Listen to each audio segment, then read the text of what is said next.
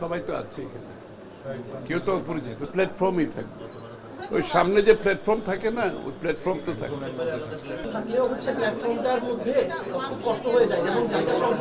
ওরা বলছে দুইটা প্ল্যাটফর্ম থাকবে, তার বাইরেও একটা ব্যারিয়ার করে দিতে হবে, একটা ব্যারিয়ার।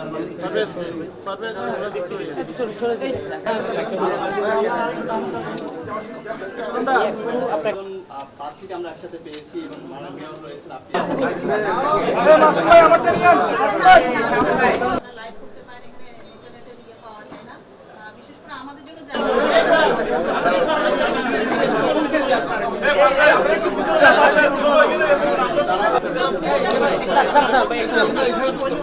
বাংলাদেশের সবচেয়ে জনপ্রিয় নেতা বিএনপির চেয়ারম্যান বিএনপির চেয়ারম্যান জনাব তারেক রহমান, উনি চট্টগ্রামে নির্বাচনী ভিজিটে আসছেন। উনি 24 তারিখ রাত্রে চট্টগ্রামে আসবেন, রাত্রে অবস্থান করবেন। 25 তারিখ পোলো গ্রাউন্ডের মাঠে 11টার সময় জনসভায় বক্তব্য রাখবেন। সেই উপলক্ষে চট্টগ্রামের মধ্যে একটা বড় ধরনের জনগণের মধ্যে তারেক রহমান সাহেবের সবাই উপস্থিত হওয়ার জন্য, তাকে স্বাগত জানানোর জন্য চট্টগ্রামবাসী উদ্গ্রীব হয়ে অপেক্ষা করছে। এবং এত ওনার জনসমাগম, উনি আসার দিন যে অবস্থা হয়েছে এবং পরবর্তীতে যেখানে যাচ্ছেন জনগণের যে উৎসাহ উদ্দীপনা দেখা যাচ্ছে চট্টগ্রামে ইতিমধ্যে, সেটা আমরা দেখতে পাচ্ছি। এবং এই অনুষ্ঠানটি আমরা চাই সকলের সহযোগিতা নিয়ে একটি আনন্দঘন উৎসবমুখর পরিবেশে করতে। তাহলে সবার জন্য সুবিধা হবে, সবাই আসতে স্বস্তি বোধ করবে। সর্বস্তরের মানুষের যেহেতু উপস্থিতি এখানে হবেন, এটা কোনো খালি রাজনীতিক জনসমাবেশ হবে না। আজকে তারেক রহমান সকলের নেতা, সকলে তার উপস্থিতি, সকলে তাকে একটু দেখতে চান, তার কথা শুনতে চান। এবং এই জন্য এই উপস্থিতি কিন্তু রাজনৈতিক সমাগমের মধ্যে সীমিত থাকবে না।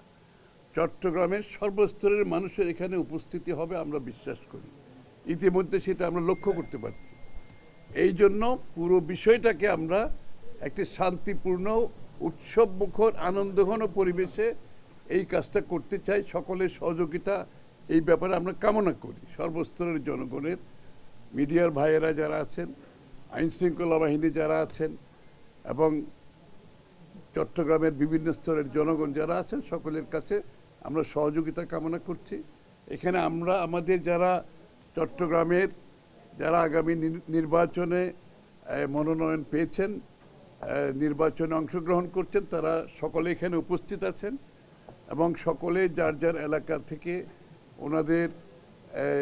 ওনাদের যে নেতা কর্মী যারা আছে সকলকে নিয়ে ইতিমধ্যে এই সভাকে সফল করার জন্য তারা ইতিমধ্যে কাজ শুরু করেছেন।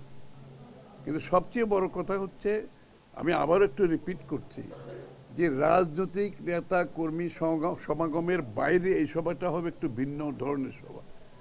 আমরা বিগত দিনে দেখেছি দেশনেত্রী বেগম খালেদা জিয়া যখন পোলো গ্রাউন্ডের মাঠে এসেছিলেন, তখন কিন্তু ওই সভাটাও কিন্তু সমস্ত চট্টগ্রামবাসীর একটা উপস্থিতি ছিল। আমরা দেখেছি এই আগ্রাবাদ এলাকার অফিসাররা তাদের অফিস বন্ধ করে সেখানে উপস্থিত হয়েছিল, স্কুলের ছেলেমেয়েরা উপস্থিত হয়েছিল। সাধারণ মানুষ যারা রাজনীতি করে না, দেশনেত্রীকে শুধু এক পলক দেখার জন্য সেখানে উপস্থিত হয়েছিলেন। সেই একই আজকে উৎসাহ আমরা চট্টগ্রামবাসীর মধ্যে দেখতে পাচ্ছি। সুতরাং এই জনসমাগম চট্টগ্রামবাসীর সর্বস্তরের মানুষের জনসমাগমের মাধ্যমে আমরা আশা করছি এটা একটা বিশাল জনসমাগম হবে এবং এটা যাতে শান্তিপূর্ণ হয়, এটা আমরা সকলের সহযোগিতা কামনা। এবং আগামীর বাংলাদেশের যে রূপরেখা তারেক রহমান সাহেব দিয়েছেন, সেটার বাস্তবতায় সকলের মধ্যে আরও বেশি আগ্রহ জন্মেছে। এবং আগামীর বাংলাদেশ কোথায় যাবে, জনগণ তারেক রহমান সাহেবের কাছ থেকে তাদের প্রত্যাশা অনেক বেশি, তাদের আকাঙ্ক্ষা অনেক বেশি। এই জন্য এই জনসমাগমের চরিত্রটা একটু ভিন্ন হবে। হয়তো সমাগমের দিক থেকে আমি বলবো কত বিশাল হবে সেটা আমি আগেভাগে বলাটা বোধহয় সঠিক হবে না। সেটা আপনারা দেখতে পারবেন, যেদিন হবে সেটা আপনারা সচক্ষে নিজেরাই দেখতে পারবেন এবং রিপোর্ট করতে পারবেন।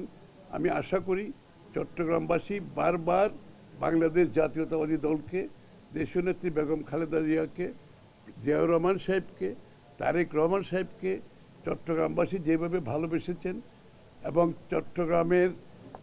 চট্টগ্রামের জনগণ যেভাবে সমর্থন দিয়েছেন, চট্টগ্রামের জনগণের উপর ওনাদের যে আস্থা আছে সেটা আবার প্রতিফলন আমরা দেখতে পারবো আগামী 25 তারিখের জনসভায়।